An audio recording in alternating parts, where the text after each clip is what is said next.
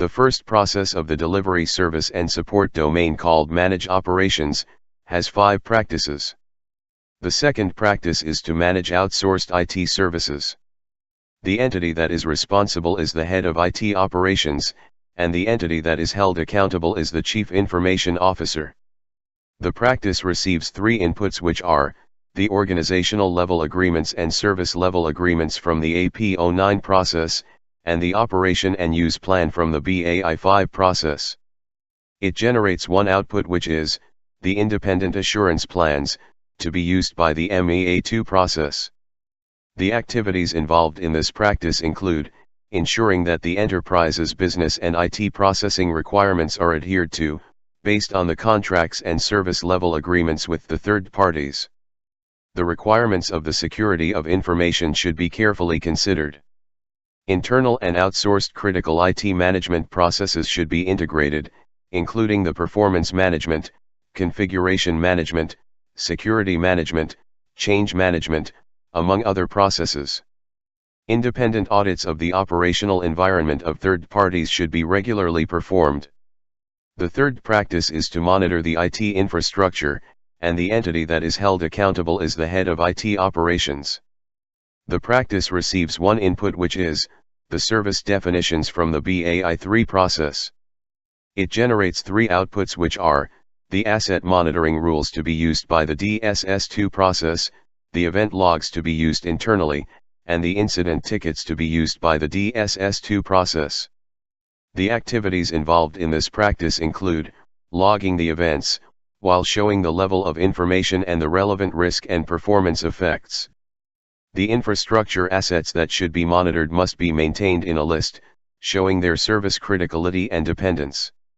Rules for event conditions and thresholds should be defined, to ensure that the adequate amount of events can be addressed.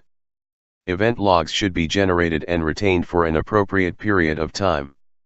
Procedures for event log monitoring and reviews should be defined, and incident tickets should be created in a timely manner. The fourth practice is to manage the environment.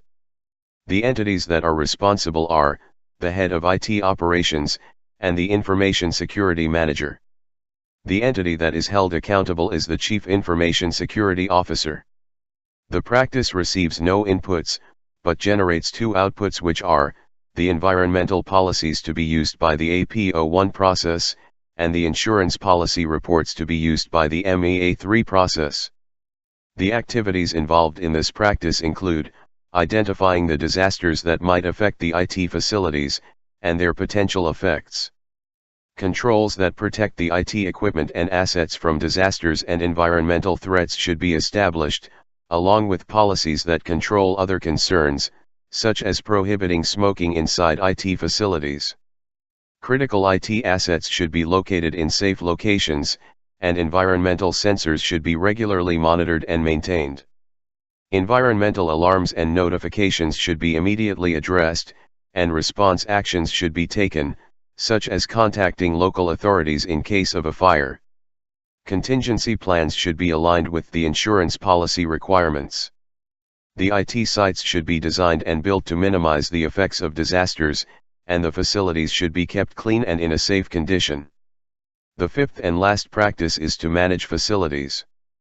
The entities that are responsible are the head of IT operations and the information security manager. The entity that is held accountable is the Chief Information Security Officer. The practice receives no inputs, but generates 2 outputs, which are the facilities assessment reports to be used by the MEA1 process, and the health and safety awareness to be used internally. The activities involved in this practice include constantly monitoring the facility's utilities and conditions, such as the following. The power supplies should be regularly monitored, the backup supplies should be tested and maintained, the facilities should have redundant sources of utilities, the external IT cabling should be protected, the wiring cabinets should be secured, the physical cabling should be organized and documented, the facility's conditions should comply with the relevant regulations, the personnel should be trained and educated, the facility's incidents should be recorded and managed.